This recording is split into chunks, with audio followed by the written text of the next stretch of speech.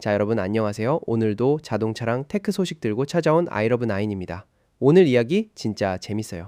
테슬라 로보택시 이야기인데 그냥 로보택시가 아니라 하늘에 떠있는 위성이랑 연결되는 로보택시 얘기거든요. 시작하기 전에 구독이랑 좋아요, 그리고 알림 설정까지 눌러두시면 이런 소식 놓치지 않고 바로 받아보실 수 있어요. 자, 그럼 바로 들어가 볼게요. 우리가 예전부터 도로에서 스타링크 안테나를 붙인 사이버캡이 테스트 주행하는 모습을 몇 번 목격했었잖아요. 그때만 해도 그냥 테스트용인가, 실험적으로 하나 붙여본 건가 싶었는데요. 이번 주에 드디어 이게 진짜였다는 게 공식적으로 확인됐습니다. 테슬라가 이번 주 자기네 소셜미디어 계정을 통해서 직접 밝혔거든요. 테슬라가 처음부터 로보택시 전용으로 만든 이 차량 사이버캡이 스페이스X에서 가져온 하드웨어를 그대로 달고 나온다는 걸요. 공식 X 계정, 그러니까 예전 트위터죠. 테슬라 공식 계정에서 그래픽 이미지를 하나 공개했는데요. 이 이미지 안에 사이버캡의 스타링크 V4 안테나가 통합된 모습이 딱 나와 있어요. 그리고 이 안테나만 있는 게 아니라 주변에 다른 핵심 장비들도 같이 표시되어 있는데 외부 카메라가 무려 8개, 그리고 FSD 컴퓨터, 여기에 GPS랑 LTE 안테나까지 한 세트로 그려져 있습니다. 그러니까 이 그래픽 하나에 사이버캡이 세상을 인식하고 판단하고 통신하는 모든 핵심 장치가 다 담겨 있는 거예요. 그리고 재밌는 게 이게 온라인에서만 공개된 게 아니라 실제 오프라인 매장에서도 직접 목격이 됐습니다. 캘리포니아 산호세에 있는 테슬라 매장에서요. 스타스크림 SJC라는 트위터 계정을 쓰는 분이 새로 재개장한 이 매장에서 이 스키매틱 도면을 실제로 발견했고, 그 옆에는 진짜 생산형 사이버캡 모델이 전시돼 있었다고 해요. 이 전시 모델에는 핸들도 없고 페달도 없는, 그야말로 완성형 로보택시의 모습 그대로였다고 합니다. 이 매장 이름이 테슬라 산타나 로우인데요. 바로 다음날 재개장을 앞두고 있었고, 이번 재개장의 컨셉 자체가 완전히 자율주행에 초점을 맞췄다고 해요. 매장 안에 있는 모든 전시물이 로보택시랑 사이버캡 관련 통계랑 정보로 채워져 있었고, 거기 놓인 사이버캡도 콘셉트카가 아니라 실제 양산되는 생산형 모델이었다는 점이 포인트입니다. 그러니까 테슬라가 이제 진짜 매장 차원에서도 로보택시 시대를 준비하고 있다는 걸 대놓고 보여준 거죠. 그런데 이 그래픽이 공개되자마자 온라인 커뮤니티에서 난리가 났어요. 왜냐면 사람들이 궁금해했거든요. 아니, 자율주행차인데 굳이 위성 인터넷까지 필요한 이유가 뭐냐고요? 생각해보면 당연한 의문이긴 해요. 자율주행이라는 건 결국 차량이 스스로 판단해서 움직이는 건데 거기에 왜 하늘에 떠있는 위성까지 동원해야 하나 싶은 거죠. 이 질문에 대해서 테슬라의 AI 총괄인 애쉬옥 엘루스와미가 직접 답을 내놨습니다. 이분이 정확히 이렇게 말했어요.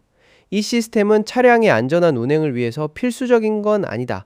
연결성은 주로 내비게이션이랑 고객 서비스, 그리고 전반적인 차량 관리를 위한 것이다 라고요. 이 말을 조금 풀어서 설명드리면 스타링크가 없어도 사이버캡은 안전하게 알아서 운행할 수 있다는 얘기예요. 스타링크는 어디까지나 보조적인 역할이라는 겁니다. 실제로 사이버캡에는 이미 이중화된 GPS 시스템이 들어가 있어요. 이건 위치 정확도를 높이고 혹시 하나가 오류나도 다른 하나가 백업해주는 역할을 하죠. 그리고 여기에 일반적인 타이스지 셀룰러 모뎀도 기본으로 탑재되어 있습니다. 이 두 가지, 그러니까 이중 GPS랑 5G 모뎀이 내비게이션 역할을 담당하고요. 실제로 차가 움직이고 판단하고 운전하는 그 핵심적인 작업은 사이버캡에 들어간 차세대 FSD 컴퓨터가 전담합니다. 이 FSD 컴퓨터가 어느 정도냐면 현재 테슬라의 일반 소비자용 모델에 들어가는 그 어떤 컴퓨팅 유닛보다도 더 강력하다고 해요. 그러니까 운전이라는 본질적인 작업은 이 강력한 온보드 컴퓨터가 맡고 스타링크는 그 옆에서 통신을 보조하는 개념인 거죠. 엘루스와미의 발언을 종합해보면 이건 테슬라가 이미 설계상으로는 완성해둔 컨셉이고 나중에 로보택시 차량 대수가 늘어나서 5G LTE 네트워크만으로는 감당이 안 될 정도로 더 많은 대역폭이 필요해지는 시점을 대비한 거라고 볼 수 있어요. 다시 말하면 지금 당장 양산되는 모든 사이버캡에 스타링크가 기본으로 들어가는 건 아니라는 뜻이기도 하고요. 그렇다고 스타링크가 앞으로도 필요 없다는 얘기는 절대 아니에요. 오히려 정반대죠. 왜냐하면 사이버캡은 핸들도 없고 페달도 없는 차량이잖아요. 사람이 직접 개입할 수 있는 물리적인 수단 자체가 없다는 거예요. 그래서 본사, 그러니까 테슬라 관제 시스템이랑 계속 연결되어 있는 게 정말 중요해집니다. 만약에 차량이 스스로 판단하기 어려운 복잡한 상황을 만났을 때 저지연 연결이 확보되어 있으면 원격에 있는 사람이 실시간으로 카메라 화면을 보면서 차량의 가이드를 줄 수 있거든요.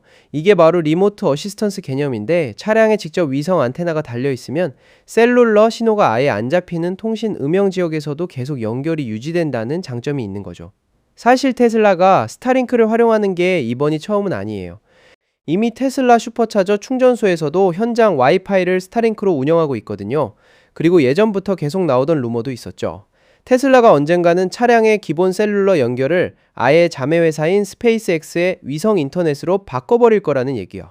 이번에 그 기술을 가장 먼저 가져가는 게 바로 이 전용 로보택시 플랫폼 사이버캡이라는 거예요. 이번에 사이버캡에 들어간 건 스타링크 V4 안테나인데요. 이게 스페이스X가 바로 지난주에 공개한 최신 모델입니다. 위치도 눈여겨볼 만한데 사이버캡 후면 리프트게이트, 그러니까 넓은 트렁크 공간을 덮는 뒷문 쪽에 붙어 있어요. 스펙을 보면 이 V5 안테나는 이전 세대인 V4보다 면적 기준으로 48%나 더 작고 무게는 62% 더 가볍습니다. 게다가 전력 소모도 절반 수준으로 줄었어요. 차량에 붙이기에는 훨씬 부담 없는 사이즈랑 무게가 된 거죠. 여기서 흥미로운 포인트가 하나 있는데요. 테슬라가 이번에 스타링크 미니라는 휴대용 모델을 선택하지 않았다는 거예요. 이 미니 모델은 원래 이동 중에 간편하게 쓸 수 있도록 설계된 제품이고 앞으로 나올 새 버전에는 배터리까지 내장돼서 독립적으로도 작동할 수 있게 업그레이드 된다고 해요. 그런데도 테슬라는 이 휴대용 미니 대신 가정용 수준의 풀사이즈 안테나를 선택했어요.